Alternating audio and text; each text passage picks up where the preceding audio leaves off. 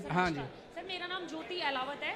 मैं पंजाब यूनिवर्सिटी चंडीगढ़ से पीएचडी कर रही हूँ। मैं हरियाणा के एमएलएज और एमपीज की मेंटल हेल्थ पे काम कर रही हूँ, जो कि पूरे भारतवर्ष की पहली रिसर्च है। तो मेंटल हेल्थ पे। जी सर। तो मैं अपने डेटा कलेक्शन के दौरान बहुत सारे एमएलएज और एमपीज से मिली हूँ, हरियाणा के लगभग सबसे ही मिली हूँ। तो कोई कहता है भारत को विश्व गुरु बना देंगे, कोई इंडिया को नंबर 1 बना देंगे।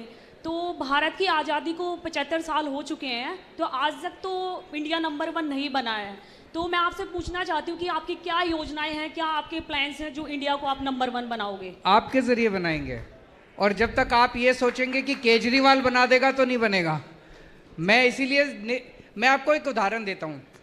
अभी 3 दिन पहले एक डॉक्टर भरत हैं बाड़मेर से, उनसे मैंने बात की। वो मेडिकल डॉक्टर हैं, बहुत गरीब परिवार से आते हैं, बहुत रिमोट विलेज में रहते थे। किसी तरह से माँ बाप के उससे पैसे इकट्ठे करके उन्होंने मेडिकल कर ली। तो जब मेडिकल करी उनको बहुत तकलीफ हुई, लोन लिया, इधर उधर से पैसे नहीं थे उनके पास। मेडिकल करते करते जब वो सेकंड ईयर में थे तो उन्होंने ये तय किया कि जो दूसरे गरीब बच्चे हैं मैं उनकी मदद करूंगा। उसके खुद की जेब में पैसे नहीं है, और उसने कहा कि मैं मदद करूंगा।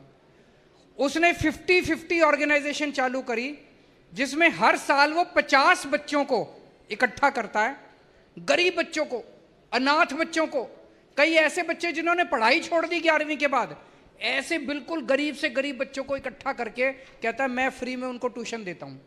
और उसने कहीं से एक बिल्डिंग डोनेशन में ले ली, 2-4 और लोगों से डोनेशन लेके वो 50 बच्चों को वहां पे रेजिडेंशियल रखता है, उनके खाने पीने का सबका खर्चा डोनेशन से करता है। हर साल 50-50 बच्चों को लेता है। 10 साल हुए, लगभग 500 के करीब बच्चे उसने करे होंगे। 65 बच्चों को वो मेडिकल में एडमिट करवा चुका है।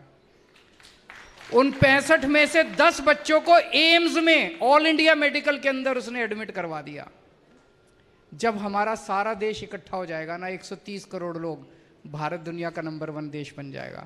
और अगर आपने नेताओं के भरोसे छोड़ दिया, ये जिन एमपी एमएलएज की आप स्टडी कर रही हो, तो कभी नहीं होने वाला। इन्होंने 75 साल खराब कर दिए और 75 साल खराब कर देंगे। हम अगर एक साथ इकट्ठे हो गए तो इन नेताओं को भी हमारी सुननी पड़ेगी। फिर सारे, जैसे मैं आपको एक उदाहरण देता हूं, भी 3 दिन पहले प्रधानमंत्री जी ने एक अच्छा ऐलान करा। उन्होंने कहा पूरे देश में 14,500 सरकारी स्कूलों को ठीक करेंगे। बहुत अच्छी बात है, 14,500 सरकारी स्कूल। मेरा यह कहना है देश में 10.5 लाख स्कूल हैं सरकारी। अभी पहली बार में 14,500 करेंगे तो ये 10 लाख सरकारी स्कूलों का तो 100 साल में भी नंबर नहीं आएगा।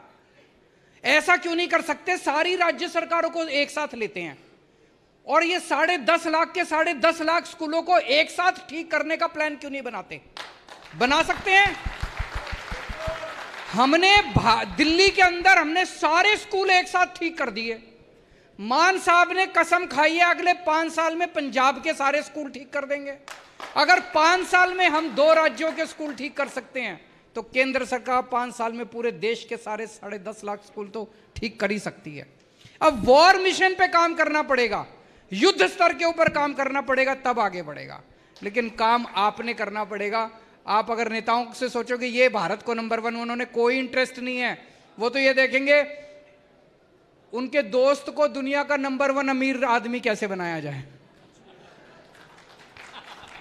Thank you sir.